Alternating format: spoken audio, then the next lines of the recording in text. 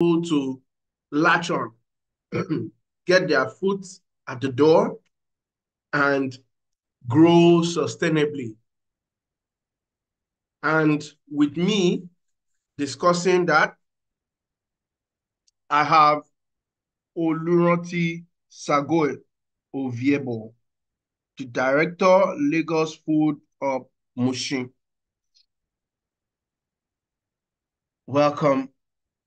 Welcome, ma'am. I also have Dr. Stephen Okeleji, founder, Aquatic Hub, Afric Network. And Victoria Emmanuel, CO,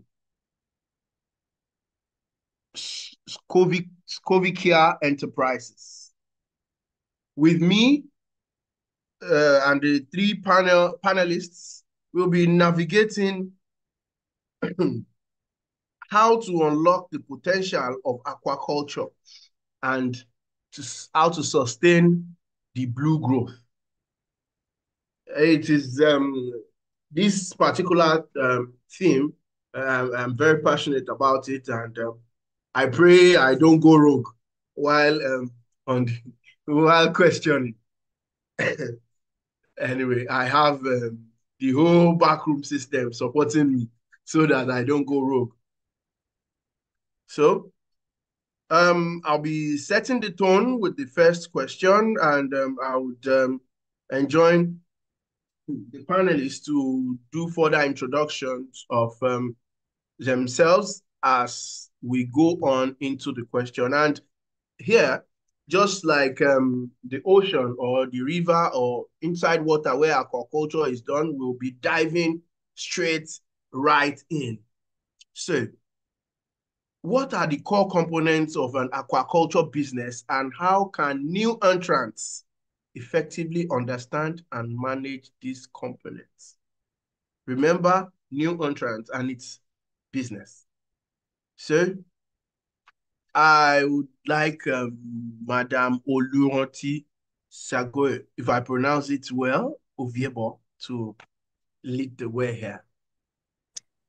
Thank you very much for having me. My name is Oluranti Sego Owiebo. Sego Owiebo. Sego. Yeah. Thank you. All right. We'll go straight to the question. What are the core components in aquaculture? So when you talk about core components, when it comes to entrepreneurs, we're looking at production, we're looking at processing, and we're looking at marketing. Those are components in aquaculture. And so for someone who wants to go into the business of aquaculture, you can decide to go into either production, which is, production is also segmented. You can go into production of seeds, which is the fingerlings and the juveniles. You can go into the production of table fish. And then you have processing, where you add value to what you are doing, and you have marketing. So you can decide that you don't want to go into production or processing, but you want to be an off-taker, basically just buying and then selling. And then there's the ancillary part where you can say, look, I want to be a service provider. The angle of selling feed, you want to sell medication, that's another area. So these are basically the core components that an investor can latch into and say, look, this is the space I want to occupy as far as aquaculture is concerned. Thank you. Thank you very much. I don't want my audience to say I have come again with my 100,000 naira question, but I would really love to ask that as a new entrant and fresh graduates, the only sum of money I have is 100,000 naira. Which of these value chain would you say, oh, go inside, go here, and you'll be able to turn over with less problems and in no time, so that you can forage into other parts, swim into other parts of aquaculture? So basically, you can, for you with 100,000, you can go into marketing, where you offtake. You just go to someone who has a farm already and you buy, you add value. So there are two types of value addition. You can either smoke and you can do contract smoking. You know, aquaculture is so interesting now. You don't have to have a smoking cane. Identify somebody who has a smoking cane and you do contract smoking.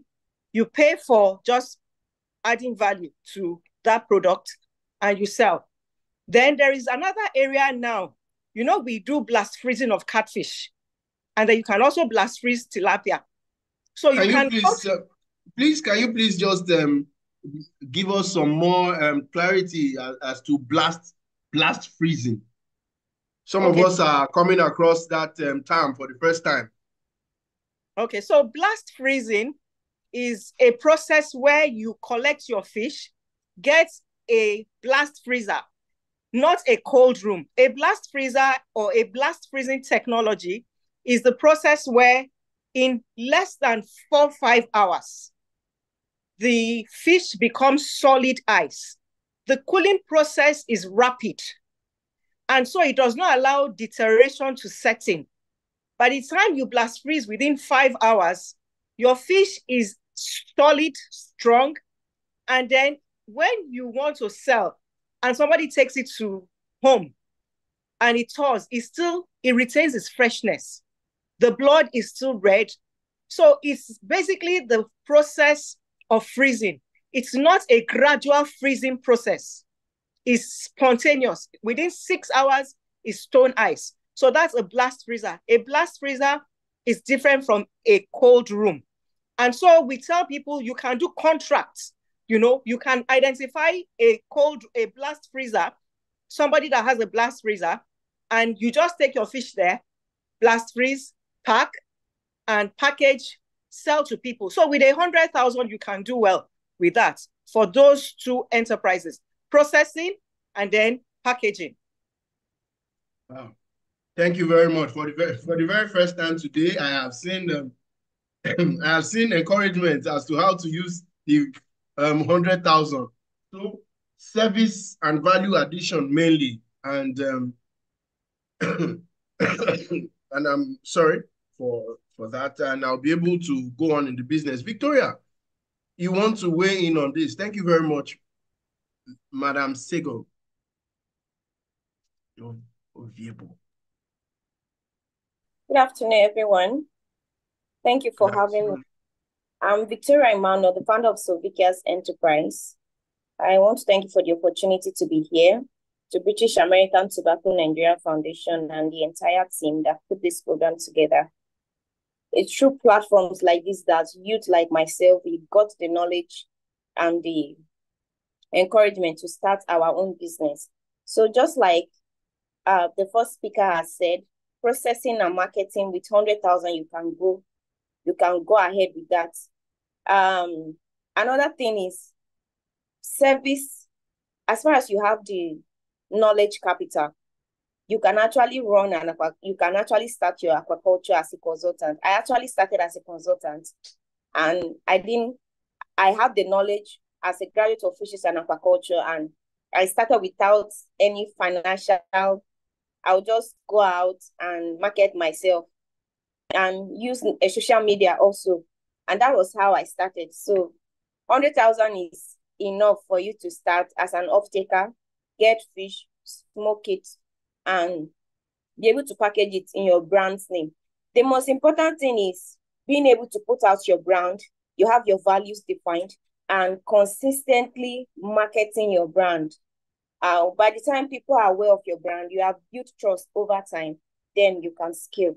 But 100,000 is very okay. It is always better to start small. When you feel small, you can easily recover than starting big.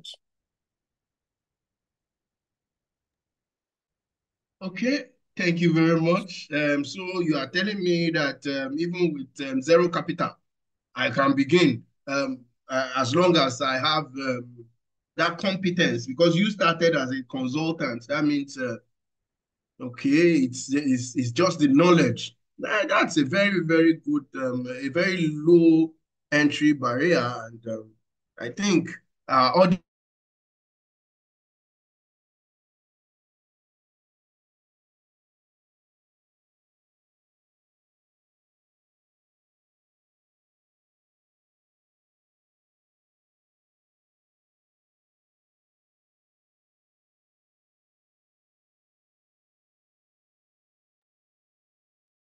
Madam Sego, your mic is muted if you're speaking. I don't know.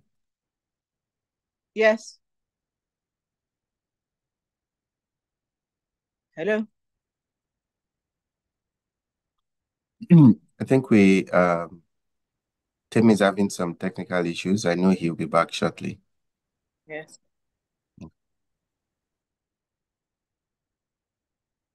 I'm here.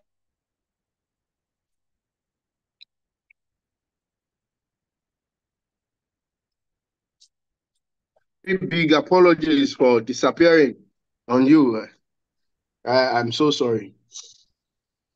Now that I'm back, do we have Mr. Stephen Okeleji to weigh in on that?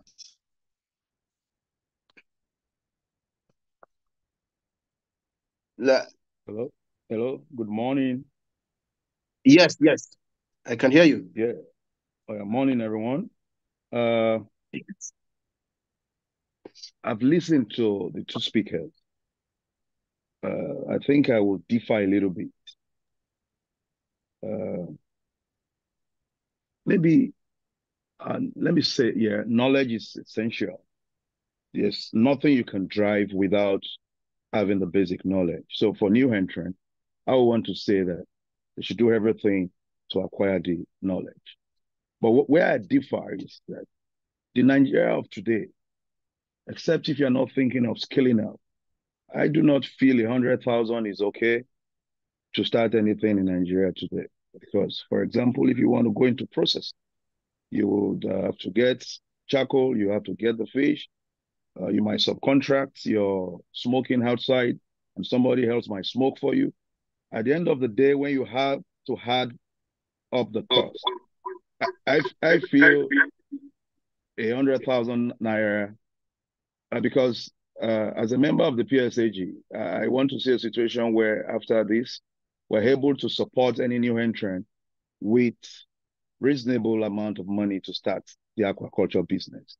Yes, you can start with the low-hanging fruit, like Madam Ovebo said, that you can start with processing. You can start with value addition, either on cold chain or dry chain. That's fantastic. But for the sake of those who will be supporting, I feel because if you say 100,000, Nigeria of yesterday, yes, 100,000 looks sizable, but 100,000 of today in Nigeria is less than $100, and that means that you cannot do anything sustainable with 100,000 naira. That's where I just differ. But really, like they all said, you can start small, the business of agriculture or aquaculture. But the most important thing is that you should be able to get the right knowledge from the right people. That's my position for now. Thank you. Thank you very much for that perspective. Now, I would like to ask, small capital, big capital, I have entered. How can I structure an aquaculture business? Either I'm doing the production, I'm doing the processing, I'm marketing, or I'm just in the fringe offering those services, value addition, like you have all mentioned. How can I structure this for profitability and sustainability? Because entering this market for new entrants for our audience, they want to stay in and stay in for the long haul. Like we've heard all through the sessions since Tuesday, agric is not a sprint, it is a marathon. So how do we structure right from the very beginning? So for sustainability, for profitability, for the long haul, for the marathon that aquaculture is. Sorry, is a question directed to me? Any of the persons in the audience can take it. If you can go ahead. All right. So the basic thing must be addressed, and which is number one, knowledge. You must be able to have the knowledge that is required for you to run any business. It's not just the technical knowledge. You must be able to also have the enterprise knowledge.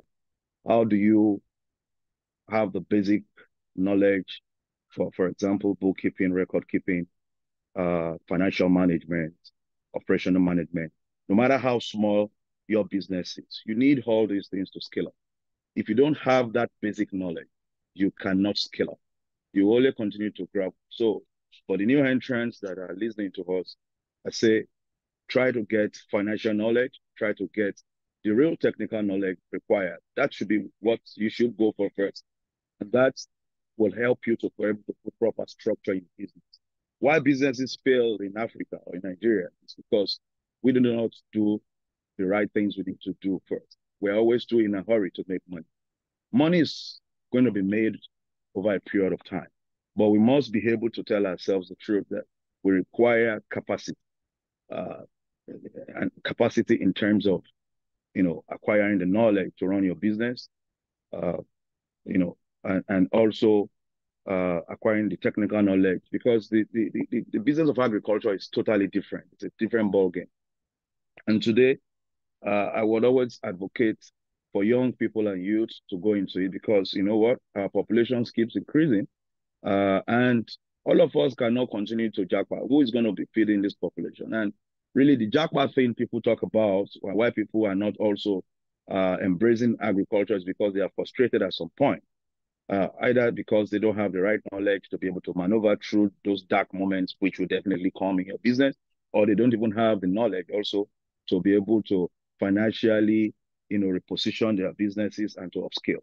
So when you are frustrated, you just want to abandon, the mothership, which is Nigeria, and then youths would, go out of the country to do menial jobs that they cannot even do back home. But the truth of the matter is that you must be able to acquire the basic knowledge for you to also be able to structure your business in a way, no matter how small that business is, you must have that knowledge to structure your business in a way that you are being futuristic about it and it can grow. That's my position on that. Thanks. Thank you very much for your submission. You see, that's I really like the perspective. We have all hammered on knowledge. Now, I would want Madam Sego to factor in force majeure on it, or in her answer, while she talks about, okay, setting up that business for entrance with sustainability and long haul in view. So I'll come to you now, Madam Ovebo. Yes, thank you very much. Like Mr. Steven said, knowledge. But I also want to say something.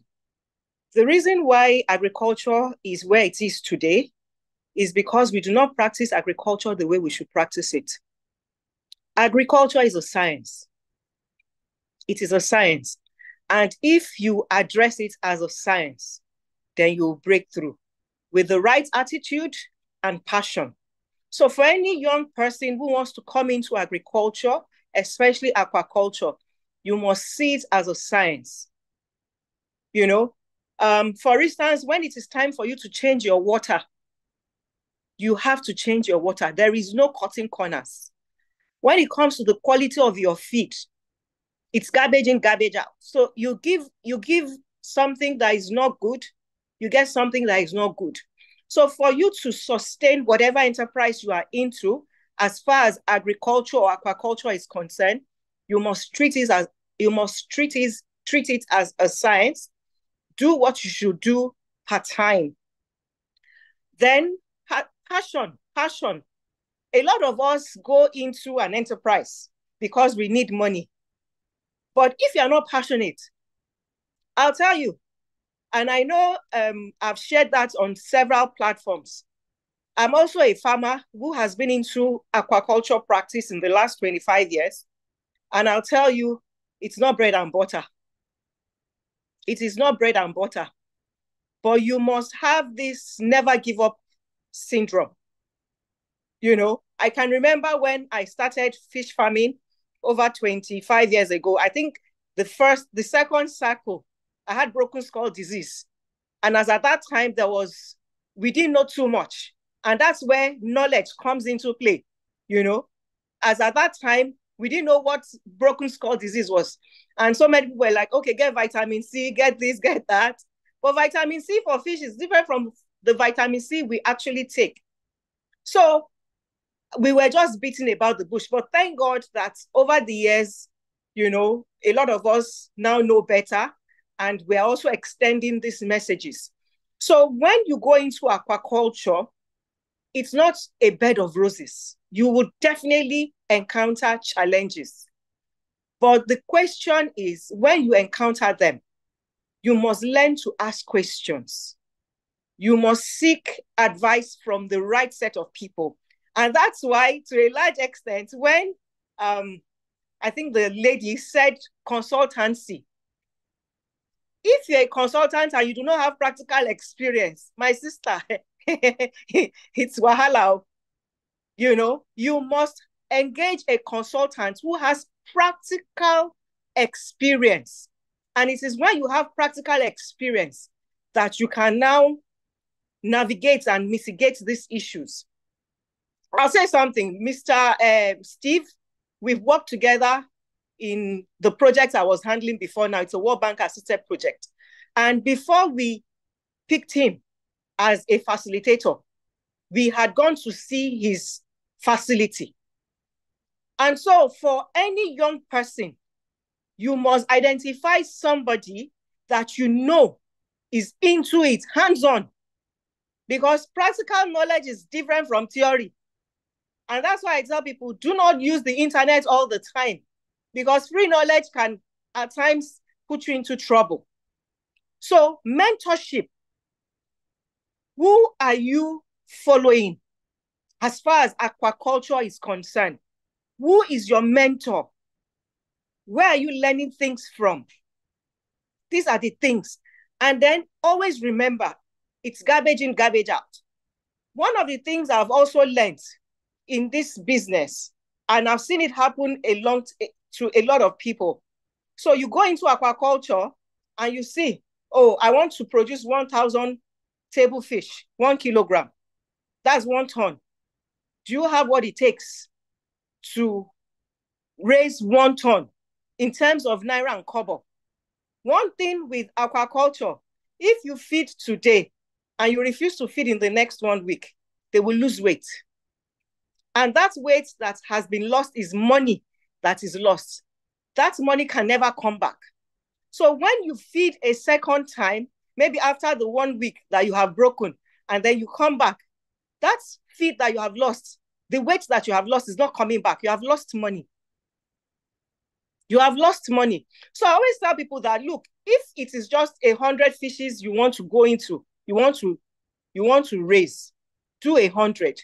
And then the idea of us coming together as a group, I think we need to start looking at it, you know, because if you look at 1,000 fishes, it's going to cost you about 2 million to raise, about 2.1, 2.2 million naira to raise 1,000 fish. How many young people can actually raise 2,000?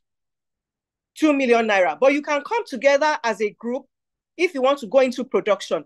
But I still maintain that you can decide that you want to go into processing or you want to go into marketing.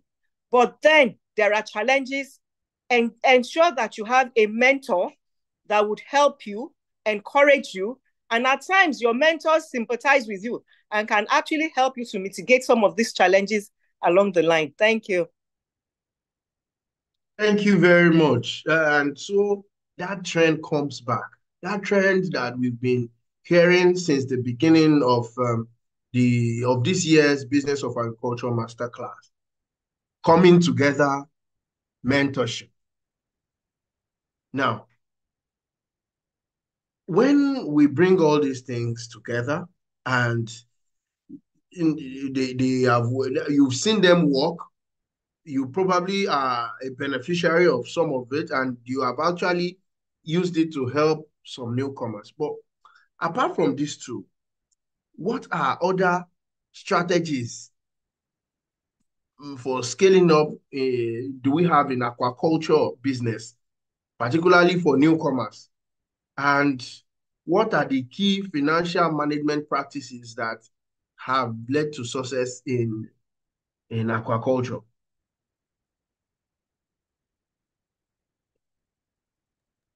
Okay, so for key success when it comes to finance, record keeping, planning, record keeping, planning, those two things, you must keep record. And one thing I have noticed with a lot of farmers, they're actually not making profits, but because they do not keep record, they do not know that they're not making profit. And so when it comes to expansion, it becomes impossible. You are just running around the circle because you never kept records of what you were doing. So record keeping is key, planning is key. Then market. But you see, the marketing aspect, before you even start at all, you must identify your market. You must identify the space you want to occupy. So some people will say, I want to go into fingerlings production. Some people say, I want to go into 300 grams production. I want to go into 1 kilogram. That's my target market. So your target market, once you know and you start producing and you keep record, you plan before you know what is happening. The market triggers production naturally. And because you are somebody who keeps record, it helps you to know at what price you should sell. So when you know your production cost, you have a market that is already on ground, you have a good platform to sell, I am telling you, you don't have any problem when it comes to expansion. Then we also have what we call linkages with financial institutions that give single digit interest. For instance, in Lagos State, we have the Eco Appeals Cooperative. It's a multipurpose cooperative that gives farmers single digit interest. And I'm telling you that anything outside a single digit, when it comes to funding in agriculture, you can't break even. And this is an organization where farmers, core farmers are the ones managing. And I'm sure that there are so many other institutions like that. But for any farmer who wants to expand and sustain whatever they are doing, they should access single digit interest. They should keep proper records. They should plan. And then marketing, you can't run away from. So with all of these things, I'm sure that you'll be able to go places. Thank you very much, Ms. Soviebo. Victoria, do you agree with this? Do you have additions? Yes, there are additions. So with respect to what we need as young entrepreneurs to structure our business, I want to add market research. Before you start any business, if you don't have a knowledge of the market you want to serve, you've not identified your target market, it's going to be really frustrating. When I started and I didn't have this background, it was during Farmers for the Future that I got the training. I was able to map out my target market, and that helped me a lot and even helped me to structure my business. The mentorship is key. You need somebody that you can look up to, that you are also accountable to. The person that can guide you part-time, who has been through what you want, what you envision for yourself. And as a business person, you should have goals for your business. Your short-term and long-term goals should be clearly stated, and you should follow up to know your progress. Then the trends in the industry. The aquaculture industry is it's one of the fastest growing food sector, and a lot of trends are coming in.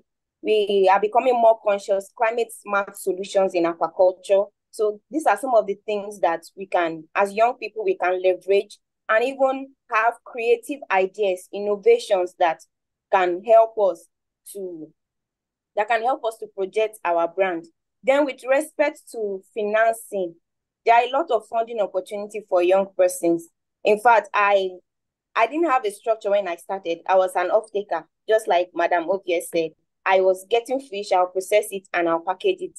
It was through the funding opportunity by British American Tobacco Nigeria Foundation, Farmers for the Future. During my NYC, I got the seed grants, and that is the genesis of my own breakthrough. I have a structure now where I'm engaging 3 value chains in aquaculture.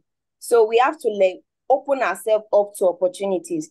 The training, the knowledge is key, because if you are not able to position yourself enough to confidently convince your investor, they might not want to trust you with their funds. So as young persons, we should be open to learn, and there are a lot of opportunities. We just have to be proactive enough to seize these opportunities. Farmers for the Future grant is a yearly grant, so we can seize opportunity. There are also a lot of trainings by CAC, SMIDAN, other even private organization, Faith Foundation, a lot of trainings for entrepreneurs that we can leverage on, and it will position us for investors. Thank you very much. I really like that you mentioned practical places that one can go for knowledge and for funding. So I would like to hear from Mr. Okeleji on this. We are talking now about bringing some of these things that we have mentioned, bringing them together for sustainable growth, and then finding funding, financing. Do you have other key takes on this to help a new aquaculturist? Okay, I guess. Sorry, I'm in translate. So I just heard a bit of what Madam Ogwebo said and what Victoria said. Honestly, what they have said is just it. For those who are listening and who want to get involved with aquaculture, please take home. There's no, it is what it is when it comes to agribusiness. Okay. Okay.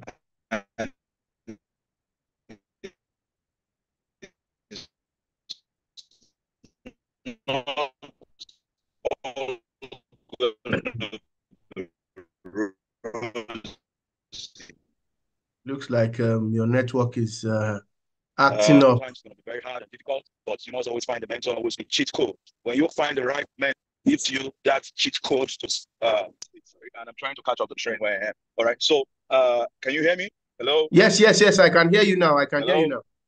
I can hear you now. Please go ahead. All right, sir. Yeah. So what I'm saying is finding a mentor, like Madam Bovebo said, finding a mentor is like you having a cheat code to be able to navigate your way through life. So for the young people and new entrants that are been thinking to go into the business of aquaculture, please find the right mentors to work with. And the other side of funding, you see, the truth is that it's so difficult to get funding in Nigeria. That's the truth. But you just must start. It's even more difficult now with the economic state, but you just must start. You can leverage on relationships and associations with people.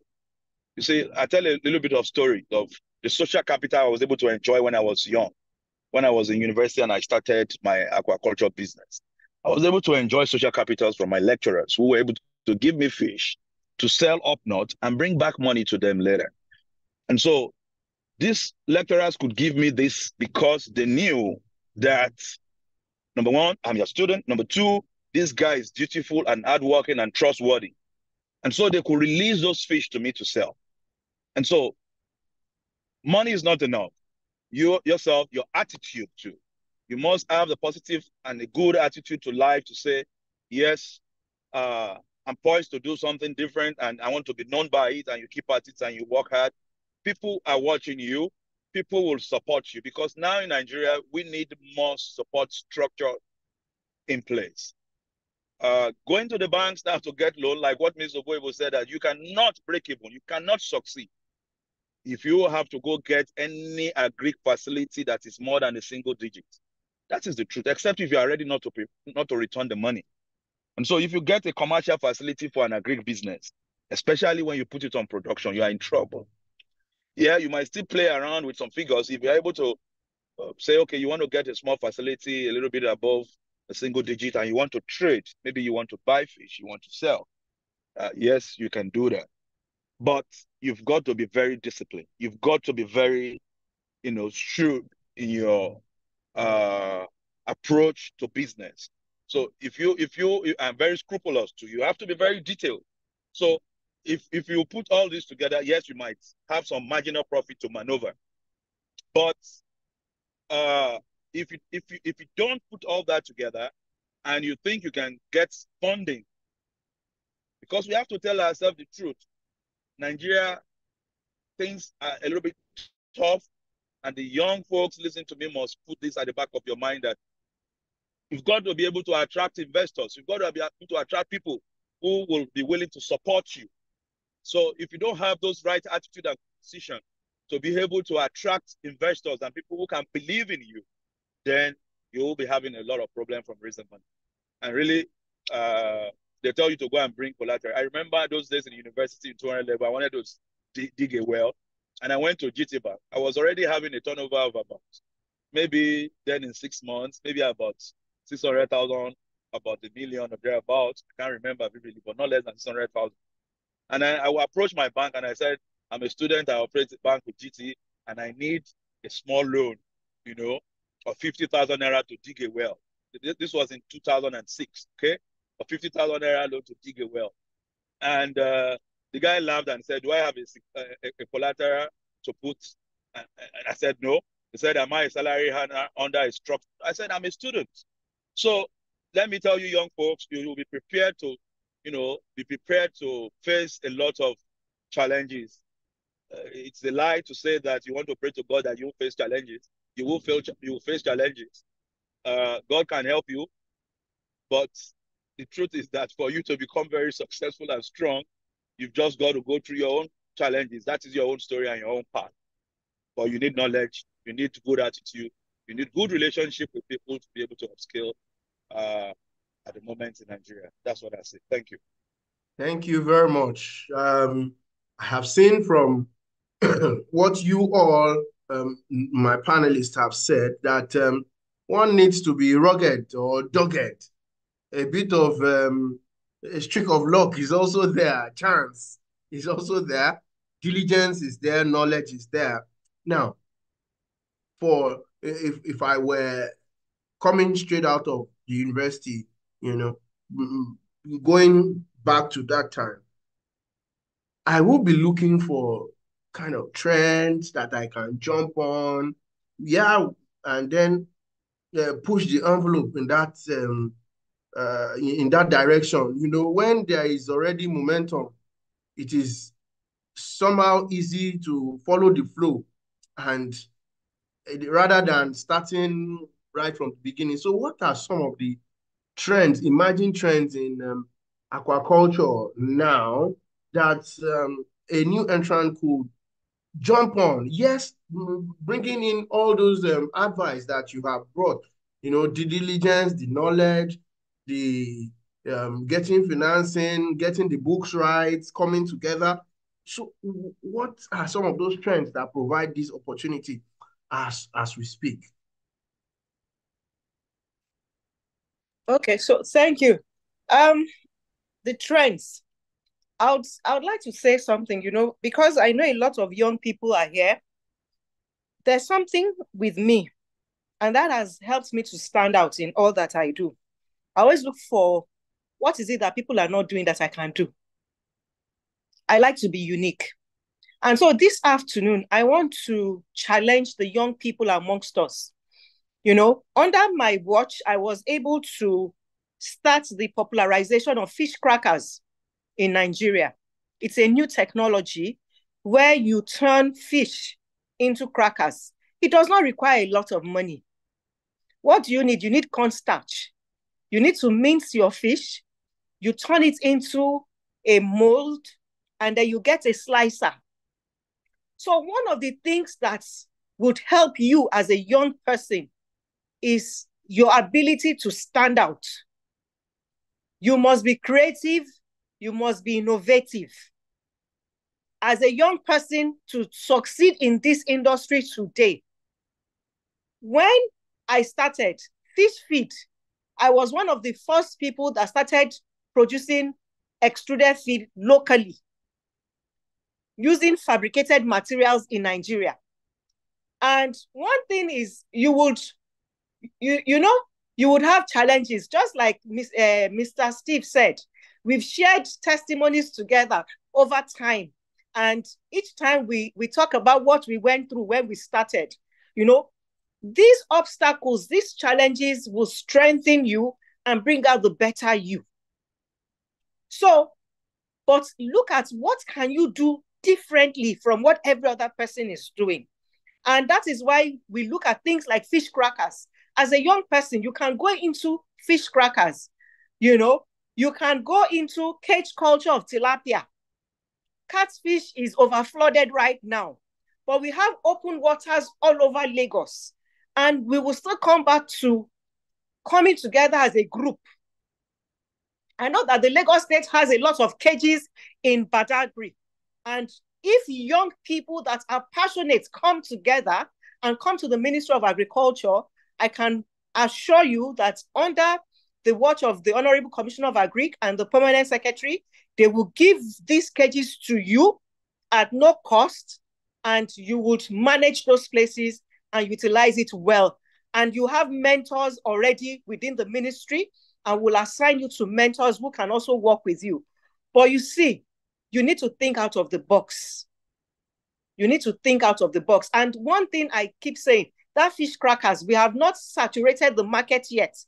And if we get it perfectly right, who says we cannot export fish crackers out of Nigeria? Working with the relevant agencies, we will work with Standard Organization of Nigeria, Nigeria Export Promotion, NAFDAC, all these agencies, we can work together, to make sure that you get it right. And we can attach you to mentors as well. So I think that's one area. As a young person, you must be innovative. You must be creative and look for something that people are not really doing. Make up your mind. Determination is the watchword. Determination. I'm telling you, I have been into agriculture, fish farming in the last 25 years. It's not been bread and butter, but I have been determined.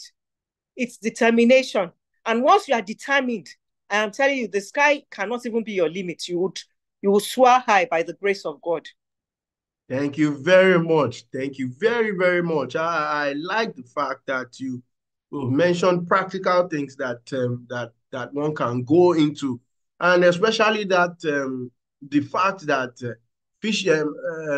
catfishing is saturated, and that one tilapia should be looked at, because I know that there are so many culturable fish in African waters, but we are only talking about catfish.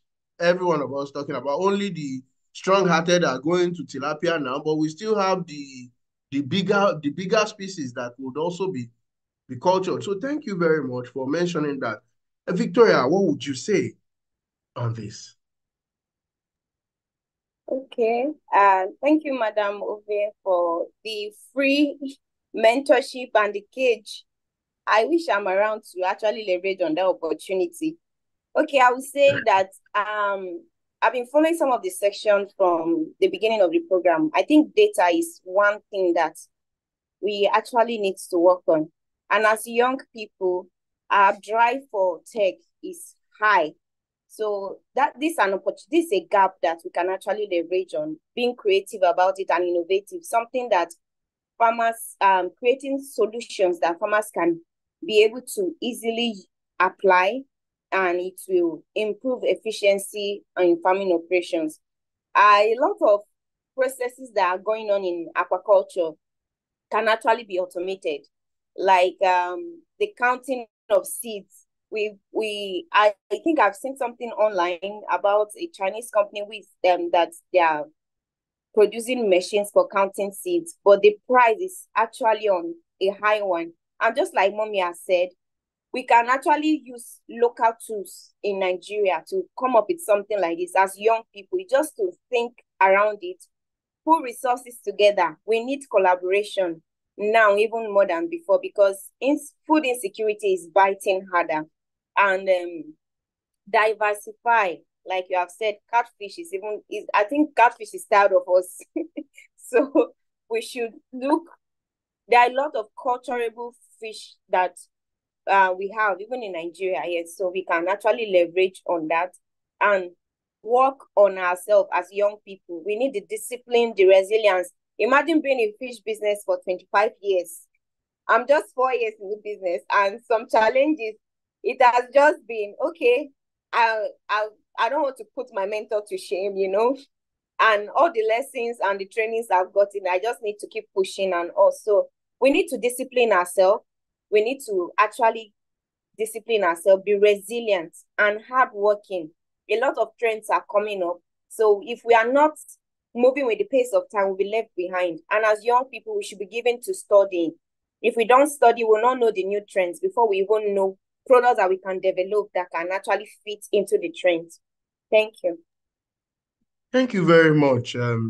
You have actually also brought out the practical use of mentorship in this case.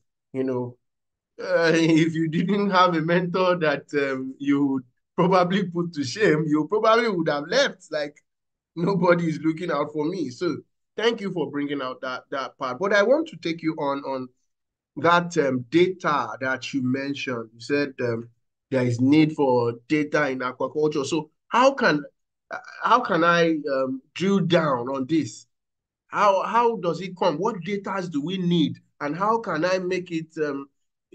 How can I use it as an entry point into fisheries? Okay, I am a database developer, or what? All I know is data analytics. Now you said it is needed in there's a need for it in aquaculture.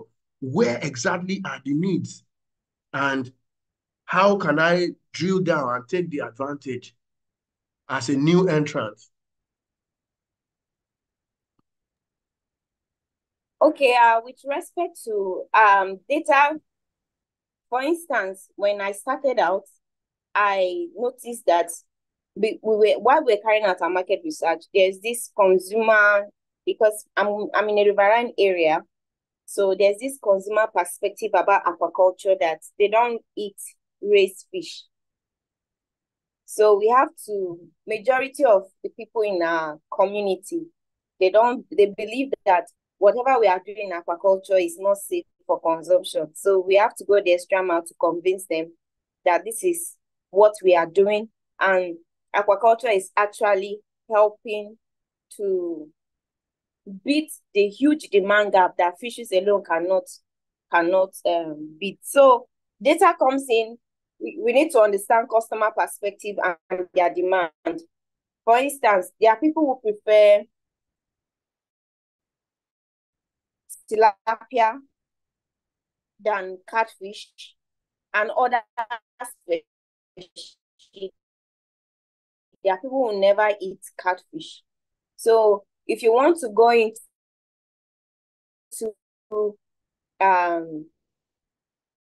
fish production and you want to carve a niche for yourself, you want to be unique, you have to also make research to know how many persons will actually pay so amount. Hello?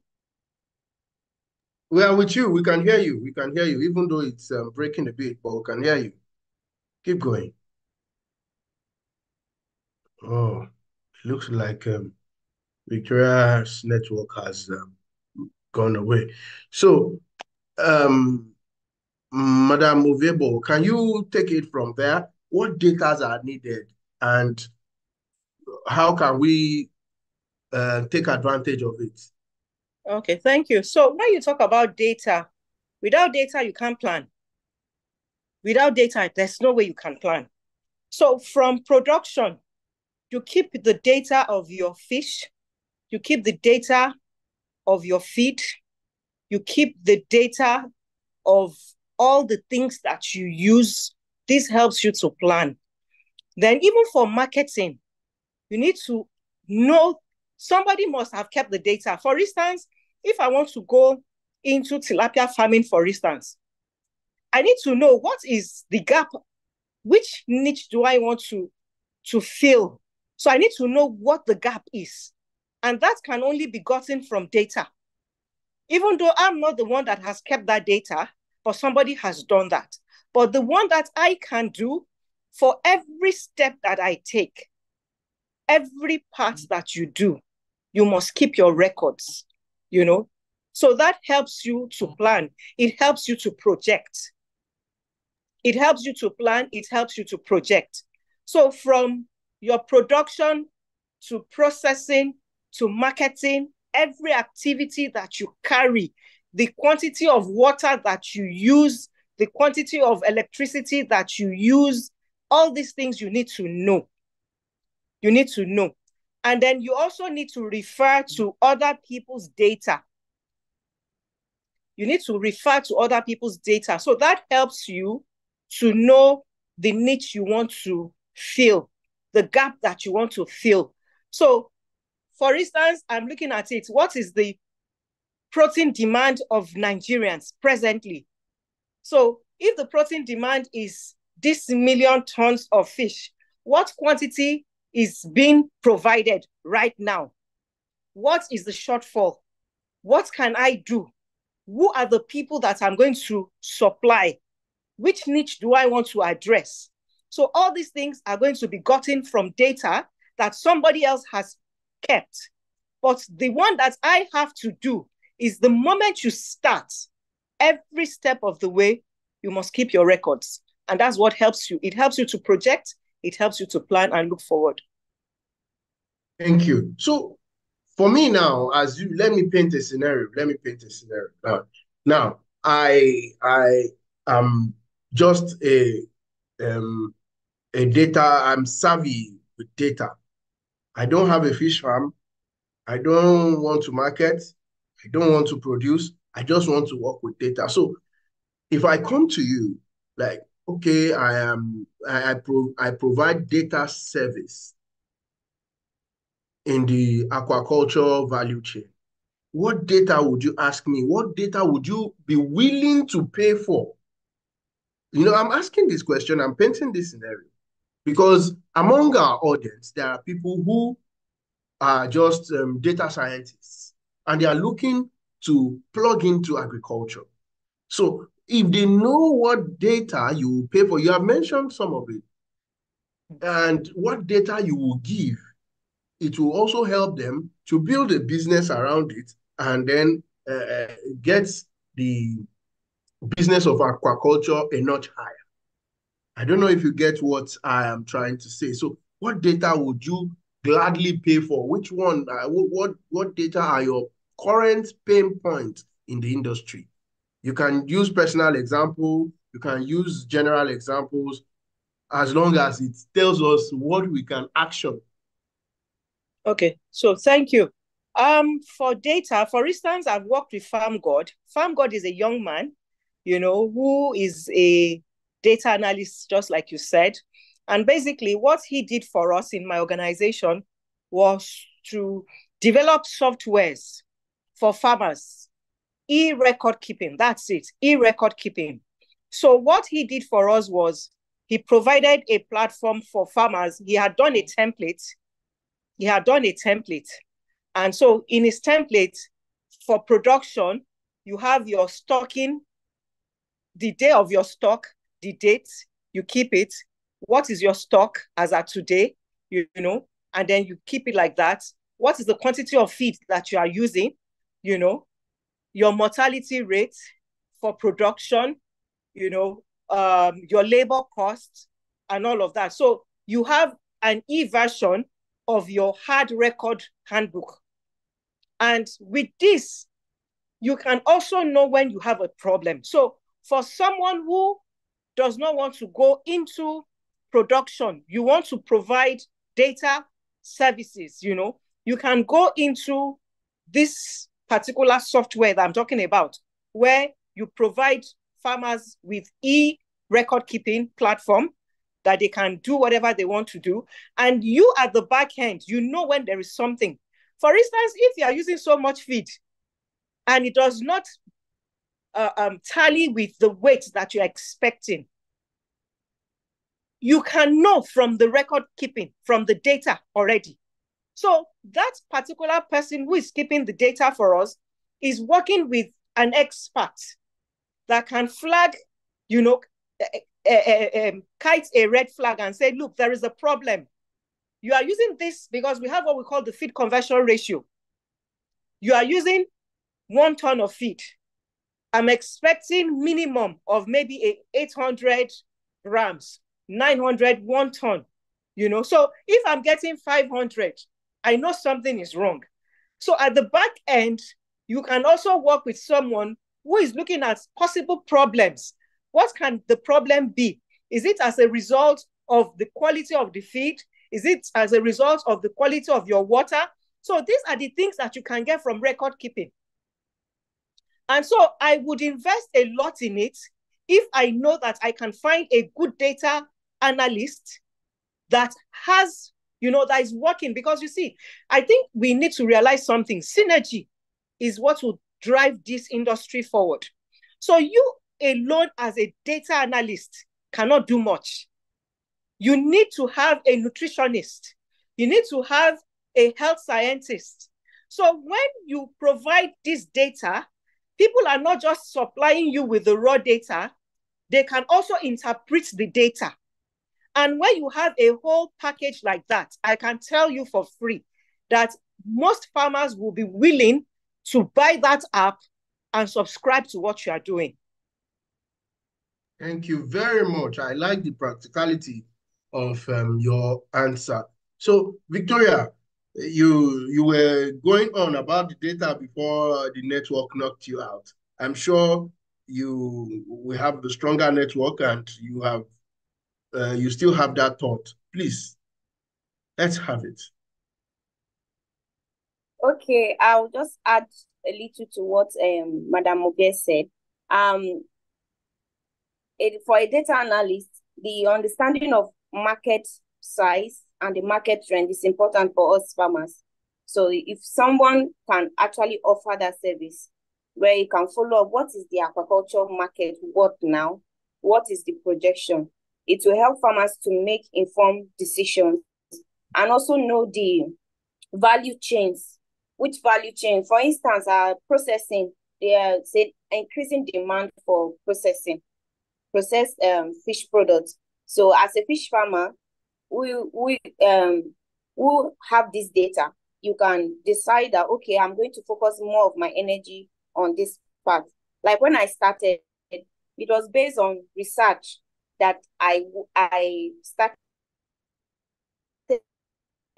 my artificial breeding. I actually started with processing.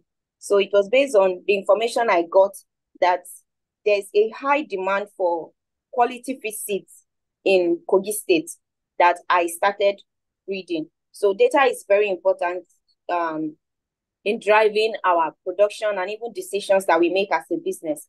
And if we must scale as a business, we need to stay informed. Thank you. Thank you very much. Thank you very much. Is Mr. Okeleji there? Does he want to weigh in on this data matter? But before he joins, I would like to drop a penultimate question or a penultimate talking point. And that is, I like hearing success stories.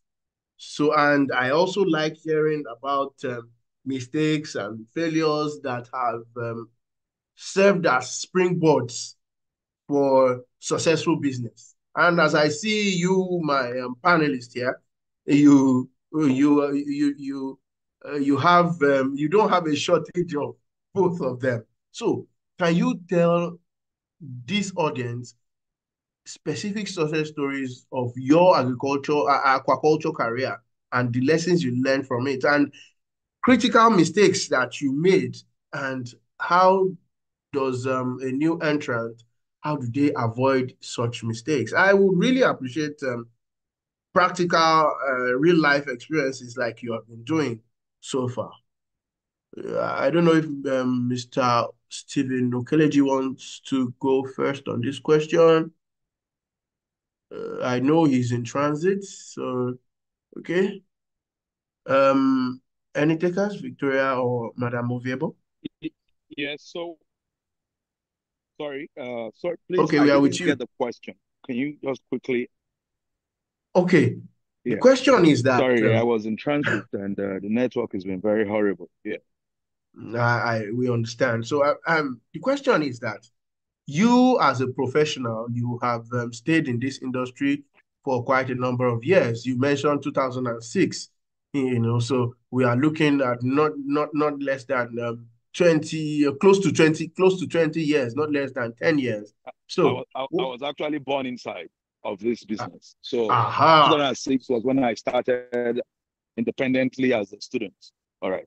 wow, that's Yeah, very interesting. And so we would yeah. like your perspective. What are some success stories that you can tell us as to, okay, this was what you did? We know there is no shortcut anywhere, but at least it fast-tracked your success in the industry. And what are some of the uh, key brick walls that you probably hit or you avoided that you want new entrants to avoid?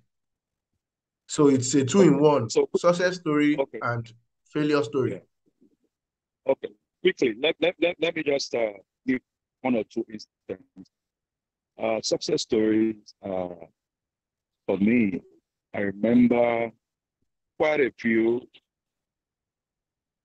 walking, and I was also able to have the opportunity to get a soft grant from the World Bank, a grant of about $200,000 then. Wow. That was a success story for me. And that came on the wing of being identified as one of those who was pushing aquaculture as a youth then. And for challenges will never cease. So I need to prepare the minds of these young folks that they should not just go to church and be praying about them, fighting challenges. Challenges will never cease. You should be prepared for it.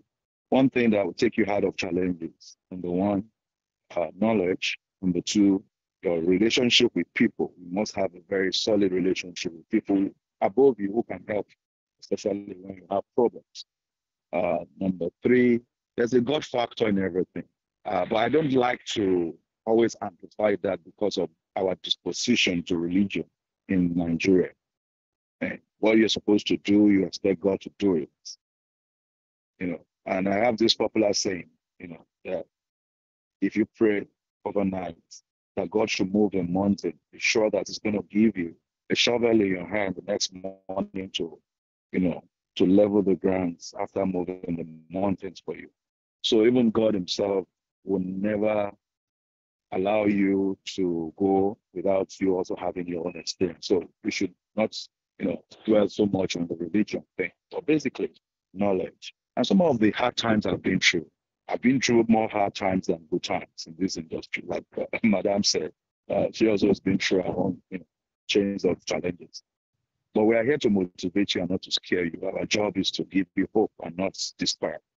So for me, I've been through some, terrible times that in my lifetime I've at some point contemplated suicide twice.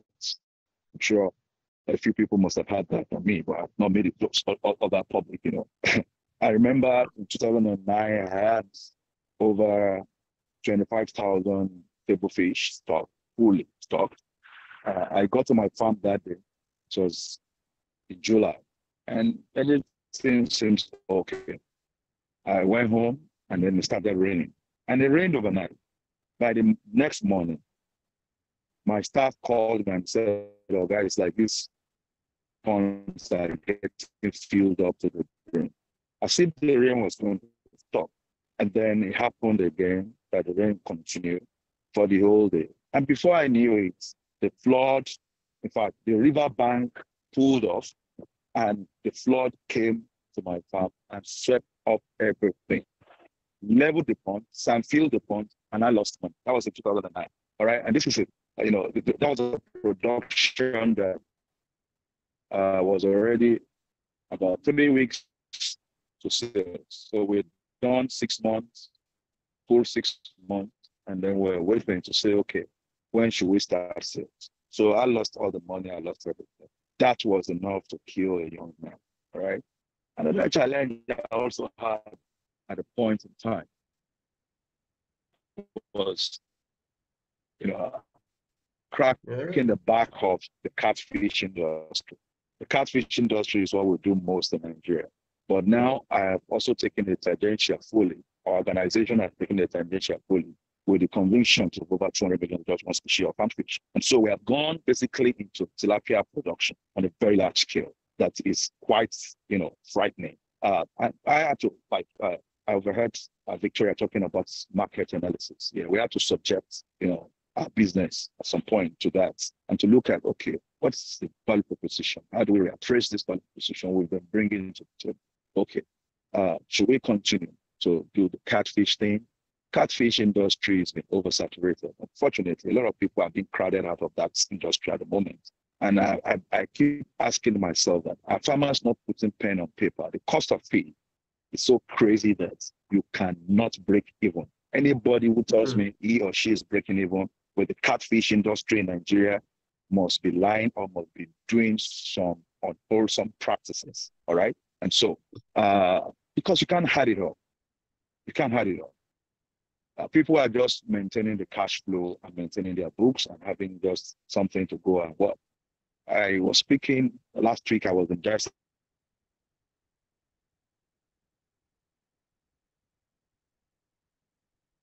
Oh, it looks like we lost Mr. Stevens' network there.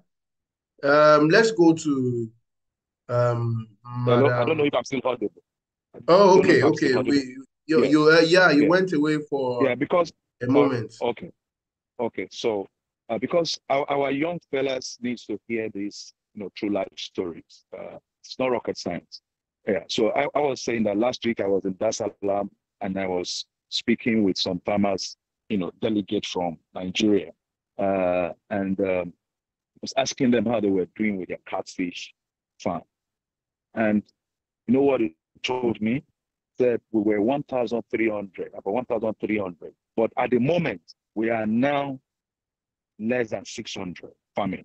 And out of those 1,300 before, on the average, we had people who had 4 ponds, 5 ponds to themselves. At the moment, if you have more than a pond, you must be a very strong person. So they have also, downscaled, just because, number one, the cost of feed is just not the right number. And so for those of us who are industry leaders, we must always introspect and ask ourselves, what is the way out?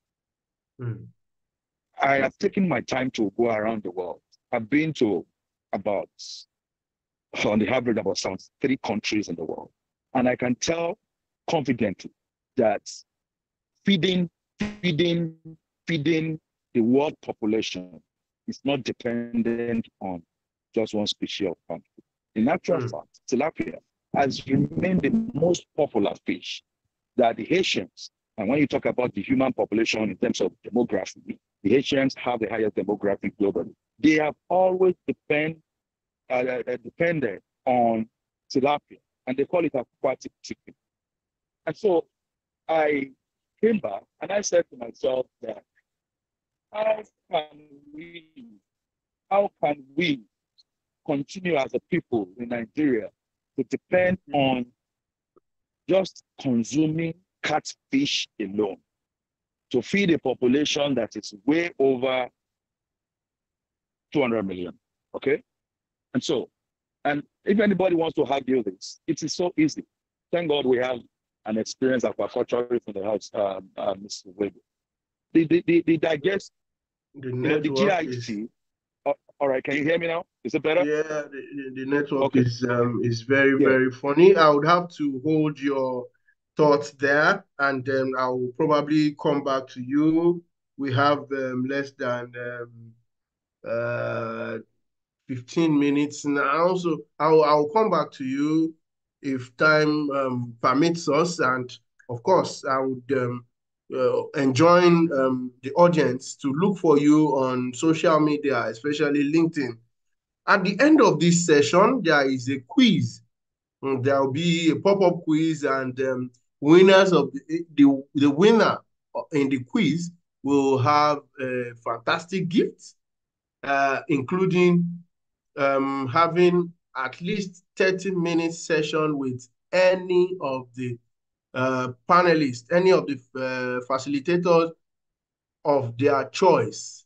Yeah, so get ready to have the quiz at the end of the session. And of course, there is going to be digital certificates emailed to everyone who have participated in all the sessions of the master class. So I will go to Victoria now with that success story. Please help me to make it short and brief, because we want to use the last 10 minutes for question and answer. So success story, failures that you have learned from in your journey in aquaculture that new entrants can learn from and make very good use of. Okay. My success story. Okay, I will start by laying emphasis on what Mr. Stevens said, that having a mentor is a cheat code to navigating life. I think that is my experience. My success story is would be when I won my first seed grant by British American Tobacco Nigeria Foundation. That marked the beginning of business for me, because what I thought I was doing then, by the time we were trained during the bootcamp, I realized that I was not even doing the right thing. So the opportunity to learn and even being able to apply what I learned on that platform to the point of even winning the grant was really a big deal for me as a young entrepreneur. And as challenges are bound to happen, and as a business person or a new entrant, you must always prepare for risk. Though we try to mitigate risk factors, reduce risks as much as possible, but we must prepare for it. For instance, some months back, I lost all the fingerlings I produced, all of them. We had done water tests and other things that I felt should be put in place as based on what I've learned, and but then it was not enough. So, but being able to leverage on my relationship with other farmers, one of my friends had to travel from Abuja to come to the farm and also carried out some tests, took some fish samples and all of that. I had free gifts for one of my lecturers who had known me from school, Bruce Talk, and also social capital, all of these things we should leverage on them. Thank you. Thank you very much, Victoria. So, over to you, Madam Oviebo. Thank you very much. So my success story, the story of my life, I started fish farming 25 years with 50 fish. 50. That was what I started with. And along the line, yes, through ups and downs, through it all, by the grace of God, we started, and then we were having over 30,000 fish at a time. I was one of the first people that started producing locally extruded feed in Nigeria, and all these things did not come like that. It was perseverance. The cage culture under my watch, we facilitated it. And in 8 months, we were able to have tilapia of 1 kg. That is another success story. Then the fish crackers, so basically, it's been good and bad, but then I think the good outweighs the bad. And that's why you must have the right spirit. Always say to yourself that when bad things happen, each time something happens to me, the question I ask myself is, what am I supposed to learn from it? and what can I do differently? So don't be discouraged. Just always look at it that, look, there's something that you have to learn out of this thing. For instance, when I had the broken skull about 24 years ago, we didn't know what broken skull was all about. We lost a lot of our fish, but that allowed me to start learning and doing, I did a lot of research and I learned from it. So today, when you talk about broken skull disease, I'm an authority, So I think that the lessons I learned outweighed what I lost. So in life, when you go through challenges, which will definitely happen, don't see it as if you've done something wrong. Ask yourself, what am I supposed to learn from this? What can I do differently? And when you don't give up, you continue, you are steadfast, you break grounds. I can tell you that. Thank you. Thank you very much. While you were giving that last bit, it was a Fuji song coming to my mind. A Fuji song sang in English, that the downfall of a man is not the end of his life. Thank you very much for that input. So let us quickly go to the question and answer. People are itching to ask questions, so we'll quickly go over it, and then we can take each of the questions for the next 10 minutes exactly. We have from Tosin Olonijolu. Thanks, Mommy Oluranti. Myself and my wife started a 250 capacity catfish business. I noticed the crack score disease stuff, but fortunately overcame the situation by giving our homegrown additives, organic supplements rich in phytogenics and vitamins to the fish. I followed Tiki Fish on social media and I've learned a lot as well. This information, Ma, is also vital. Thanks. Oyoyo Chidinma says, thank you for this opportunity to learn on this wonderful program. My question is, for me to start up, I need capital to start. How and where can I get capital to start? I have attended training, but to start is my challenge. Thank you. Ruth Vishima says, due to the energy cost in Nigeria presently, how easy are cost effective is the cold chain of aquaculture, like the blast freezing, sorry. Then Tosin says again, I do not want to agree with the last line of Mr. Even if you cut costs of feed by 50% and medication, you should make profit. Purchasing power might be issue, which affects the bargaining power in the catfish bees. That is not a question. It was just an observation. He also says, at the moment, selling at 3,000 per kg live catfish seems quite not affordable for majority of Nigerian population. So the last one is, please, how can I, this from Ifeolu Aborishade, please, how can we navigate the current rising cost of feed? So please, any of the questions you want to take, quickly take it in 30 seconds or less. Okay, thank you. So the startup grants, madam. Sorry, okay. The startup grants, I really wanted to talk about that because I'm going to digress a little. At times we all think that we must get money from the bank. It's wrong. I'll tell you something, and it's a testimony. When I started business and I went to my family members to give me money, they refused to give me. Do you know what I did? I sold my wedding ring. I sold my wedding ring. A lot of us have so much inside of us. Some of us, we have clothes that we don't need. Some of us, we have things we do not need. You can sell them and start up something. Start up. You see, nobody is going to help you. That's the honest truth. It is when you are comfortable that people will want to give you money. It's funny. But when you are suffering, nobody wants to help you. So look inside of yourself.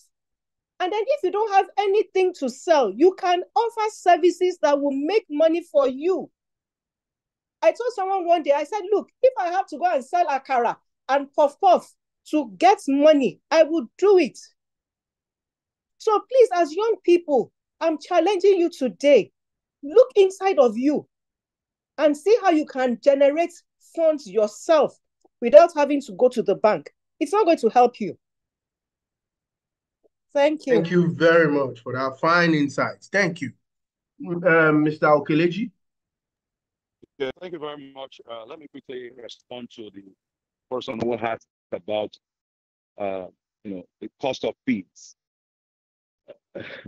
It's going to be now impossible for you to do anything about it now because number one, because we have, like I said, dominantly producing catfish in Nigeria, and for you to have a better flesh, or let me say carcass weight from catfish, that means you must be able to also add in a high percentage of animal protein, and that's globally expensive. All right. So the alternative, I was explaining my thoughts the other time, that the alternative for us to be able to meet our food fish sufficiency in Nigeria, we must look for cheaper viable alternatives. And the tilapia production offers itself as the viable alternative for us to be able to catch up with our fish sufficiency in Nigeria. Because you require more plant protein in your tilapia pets. And when you put the cost of plant protein and the cost of animal protein side by side, you will be saving a lot of money. You have to depend on that. So the question is the knowledge to be able to drive tilapia farming. And that should be the question young people should be saying. And then, with tilapia, you have more products you can get out of it. You can also export tilapia. If you're able to put yourself together in clusters, like Madam said, if you're able to go into aquaculture. So if you want to upscale, really, you should also be thinking of technology. There are smart technologies today to raise fish. An easy one is a cage culture system, that would also help you stay competitive. I used to say this, publicly to people that one of our farms some years back, we were spending in a month about 18 million naira on diesel, right? That is the cost, in a month on diesel. But when we decided to change strategy to go into cage culture production, we discovered that we were spending nothing on diesel than just the little gasoline you put inside the hardboard engine. And now we're even going, saying we want to be able to push this, the carbon credit agenda by saying we are going to be zero on the use of fossil fuel. So imagine you still have to run your farm on diesel, and I don't have to run my farm on diesel, and we go to the same market. I've been able to save a lot of cost. And like Madam Movebo rightly said, if you bring yourselves together, you will be able to do things together. Come together in clusters and stop doing things individually. Nigeria is a different country at the moment that everybody have got, we all have to come together and think, out of the box to see how we can survive. For young people, I tell never to be, what we should do is to continue to look for ways of reducing costs. I just gave a viable alternative to that. And if you want to even do catfish, well, you might go on plant protein, but there will be some inhibiting factors in your, feeds, stuffs that will also hamper the growth at the time you want. And before you know it, your harvest time increases as against you making that harvest time shorter. So I'm saying that there are viable alternatives. Keep engaging other stakeholders in the industry to also help you shed more light as you begin to search for more knowledge to also do your own business. Thank you. Thank you very, very much, Mr. Stephen. Someone here is asking for your to be a student under your institution. So he says he follows you on Facebook, and his name is Chioma C. Chuku. I'm sure Chioma C. Chuku can send you a direct message to get this. Yes. Yes. Thank you. You can do that. Thank you very much. Okay, Victoria, any of the questions you want to tackle? Okay, it looks like. Okay, I just want to add to what Mr. Stephen has said, with respect to cutting down cost of feed. Tilapia is also a viable option because they require more plant-based protein. Then another suggestion I would give is integrated farming system. We can combine two so that we can maximize profits. We can combine poultry and fish farming, aquaponics, where fish waste in a recirculatory aquaculture system, fish waste is being used to raise vegetables. So as young people, we can just be creative about it. Aquaponics must not be complicated. We can use simple tools within the environment to come up with something that can increase profit for us as farmers. Okay, thank you very, very much. Yes. So, and for me, I will be looking forward to seeing more species on the market. Yeah, I've heard tilapia now. I hope tilapia doesn't also become like catfish. I'll be looking for what's this one? Ejalson. I heard Heterotis niloticus. We heard it is also culturable and so many others like that. So please, we'll be looking forward to that. And if there are ways that you can teach the new entrants how to go into it, really, really would be appreciative of this. So this is where we'll be bringing this session to an end. It's I wish I could continue longer than this because it's been very, very insightful. I have learned a lot. It looks to me like I should ditch my day job and start aquaculture. But well, thank you very, very much, Madam Oluranti Sego Oviebo. Thank you, uh, Victoria Emmanuel and Mr. Stephen Keleji for the fine session. I said thank you to all our audience too. Thank you to all who have stayed through the session. And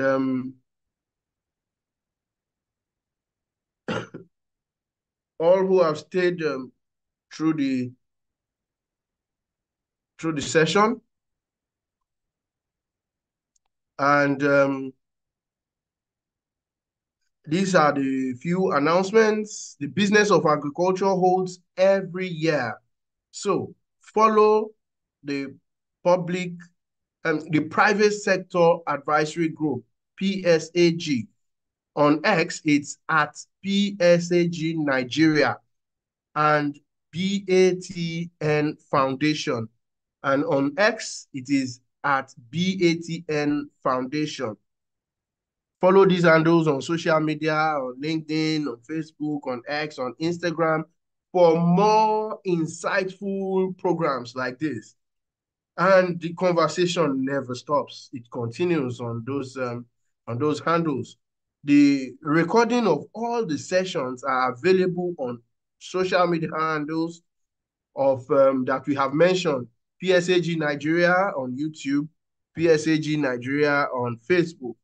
It is available, and we will keep the conversation going in the comment section of the recorded sessions too. There would be a quiz at the end of this session, and the winner of the quiz gets, among other things, 30 minutes mentor. Okay, gets 30 minutes mentorship with any of the facilitators of their choice. You'd also get an email at the end of the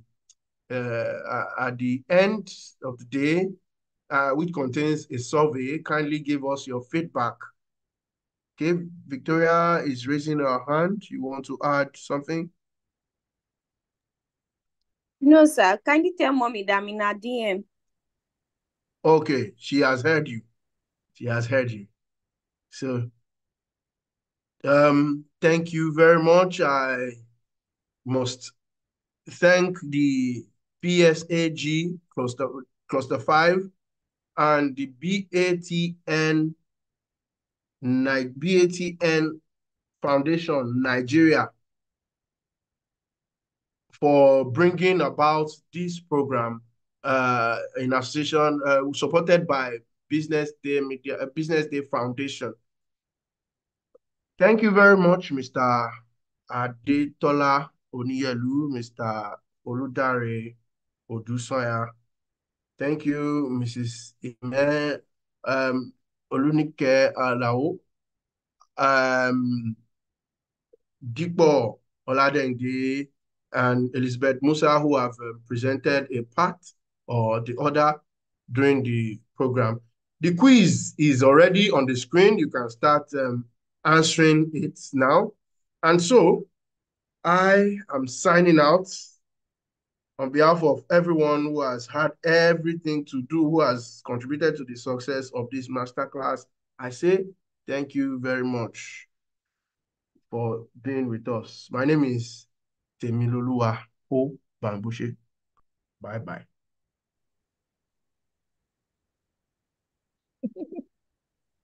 Thank you so much.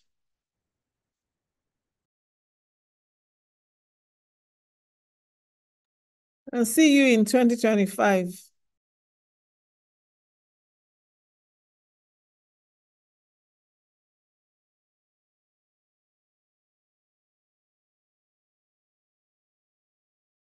True, please hold on. We'll announce the winner. Don't wait. I mean, sorry, don't go yet. We'll announce the winner now.